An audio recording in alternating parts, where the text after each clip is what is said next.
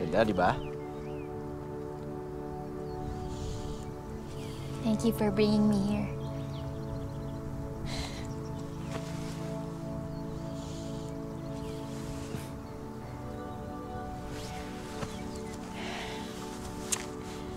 Pero hindi ko pwedeng palampasin tong moment na to eh. Moment?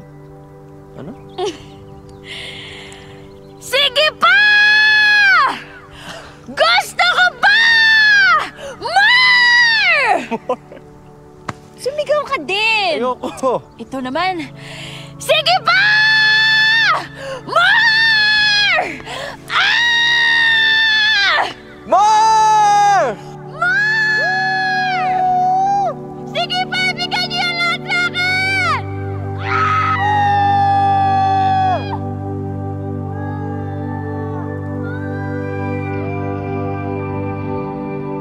What if tapusin na natin yung script bago tayo bumalik ng Manila?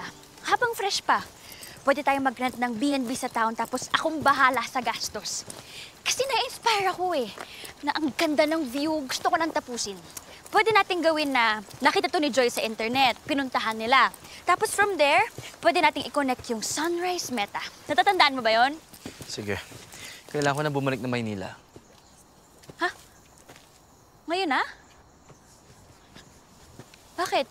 Emergency? Uy, ano nangyayari? O sige, pwede naman tayo magsabay umuwi tapos bukas na natin tapusin yung script. Pwede ba ikaw na tumapos ng script?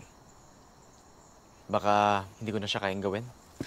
Teka, ano bang nangyayari? Baka gusto mong i-share sa akin para maintindihan kita. May kailangan ako asikasuhin. Okay? Tsaka story mo to, di ba? Hindi ikaw tumapos.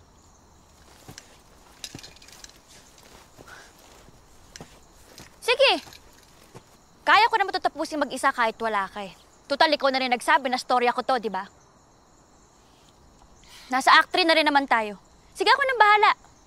Okay. Bye-bye.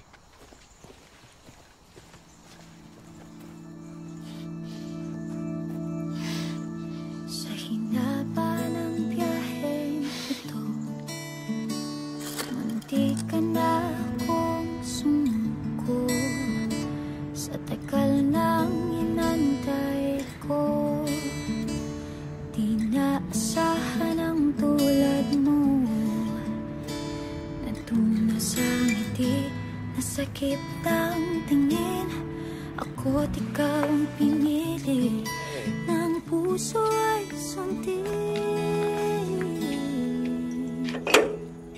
Hello, my princess. How was Sagada? I miss you pa. You? Is there something wrong? You want to go inside? Meron sana akong gustong sabihin sa'yo pa eh. At gusto ko po sana na makinig lang kayo sa akin.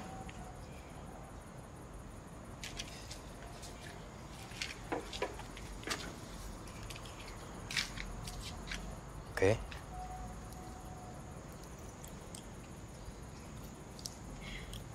Pa, bakit di kami yung pinili mo?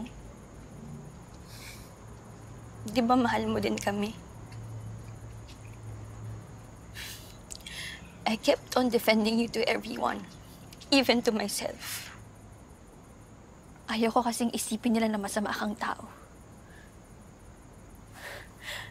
Pero hindi ko matanggap kung anong totoo eh. Hindi ko matanggap na selfish ka.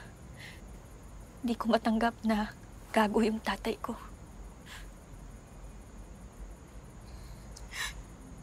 Na hindi kami yung pinili mo.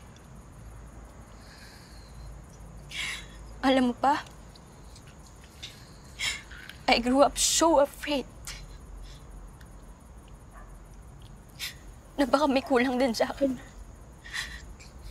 Natatakot ako kasi baka mamaya one day, iwan lang din ako.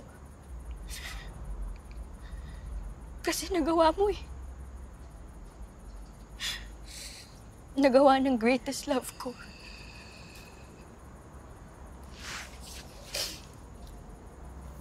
You're my greatest love. You're my greatest love. But you're also my greatest pain, Papa. I'm so sorry. I will Hannah. always love you, Papa. And with this love, I will choose to forgive you every day.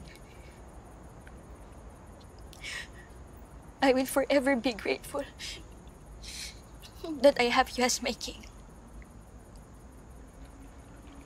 I love you.